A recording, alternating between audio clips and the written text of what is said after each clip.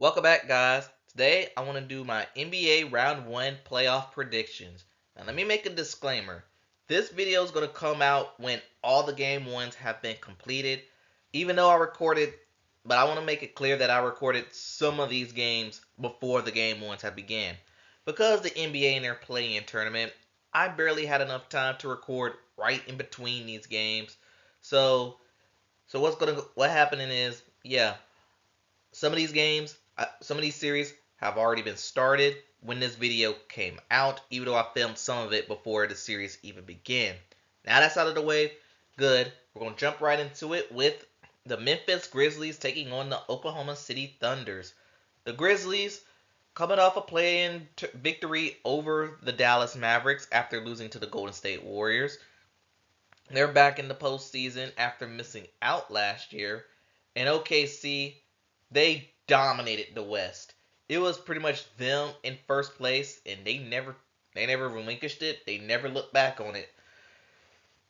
And yeah, I think this series is not going to be close either. 4-game sweep, Thunder. Next we have is the Golden State Warriors at seed number 7, taking on the Houston Rockets at seed number 2. The Warriors, they won their play-in game against the Memphis Grizzlies.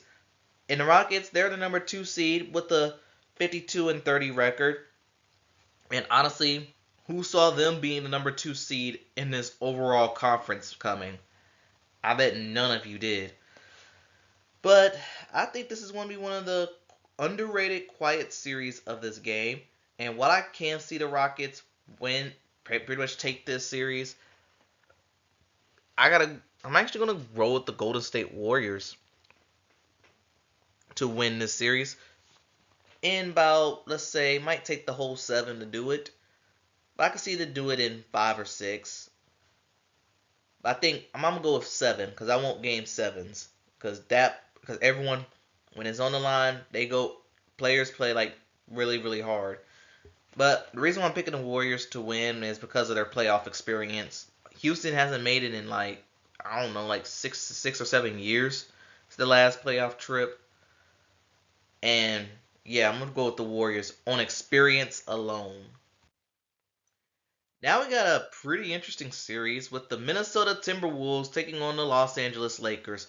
Lakers finished third in the West with a 50-32 record, and honestly, a bunch of other teams have finished with 50-32 records. It was like a logjam between seeds 3 and 7, 3, 7, and 3 to 8. It was like a big mosh pit of Western teams trying to make the playoffs. But the Lakers did got off at third thanks to a trade that was forced by the league out of, yes, I'm talking about that trade. Meanwhile, the Timberwolves, they didn't quite make that leap this year that I thought they would. I mean, yes, last year they had a really good run to the Western Conference Final, which they ultimately came up short against Dallas.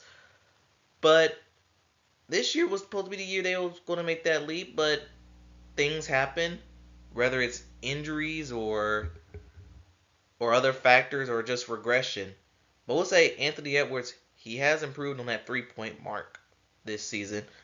I think this is going to be one of the dog fights of the Western Conference. And while I am kinda want to take the Timberwolves in 7, I know the league will not allow it. The league will definitely not allow that to happen. So I give it 5 games. It happens. And then to round up the Western Conference playoffs, we got the Clippers taking on the Denver Nuggets. Two teams that are kind of one team is kind of a mess, and you would think it would be the Clippers, but it's actually the Nuggets. A week or two ago, they fired their head coach in the midst of a playoff run. Like seriously, who does this? You're about to go in the playoffs. Can you wait till after the season's done to get rid of Mike Malone, who's been with y'all for a decade? Come on, Denver. Meanwhile, the Clippers, things did get off to a little bit of a slow start for them, but they have picked it up to finish 5th in the West with you guessed it, a 50-32 record. And someone said the Clippers have a huge shot to upset the Denver Nuggets, but come on now. I don't see that happening. I'm gonna go with the Nuggets to win, only because I don't trust the Clippers in the playoffs. And now we're on to the Eastern Conference where we have the Miami Heat taking on the Cleveland Cavaliers. The Heat dominating their two play-in games. First they did beat last night they beat the Atlanta Hawks. They took overtime for that. And then the Wednesday before they took on somebody. It's not popping into my head right now, but they went on the road and did their thing on the road as a 10th seed. Well, as a the number 10th in the East rather. They'll be taking on the top seeded Cavaliers, which has been a pretty good season for them. Although it's been them and the Celtics more dominating the East. And looking at this series, I think if the Heat could play up to their potential, they're probably going to sneak a game in. But right now, I'm still got the Cavs winning that series. So, next up, we have the Orlando Magic taking on the Boston Celtics. Magic's winning their play-in game against the Atlanta Hawks, actually destroying them in the process. Meanwhile, the Boston Celtics, the quest for 19 begins right here. Although they have been, now this team has been battling some injuries here and there. I feel like the whole team as a whole has not played together as much as you think. Because Jaylen Brown, he's missed games due to injuries. They've been low. Porzingis, he's missed games not to injuries, but to a virus this season. Then Tatum and Horford, they load managed a couple games here and there. But let's be real.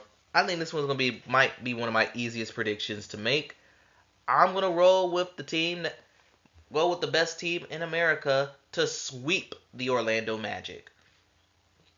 Okay, the Magic might sneak in 5 games, but it's not going beyond 5. Now we got a playoff series that actually I didn't see coming. The Detroit Pistons taking on the New York Knicks. 1 year after the Pistons had one of the worst NBA seasons any team can have, what a turnaround this team had.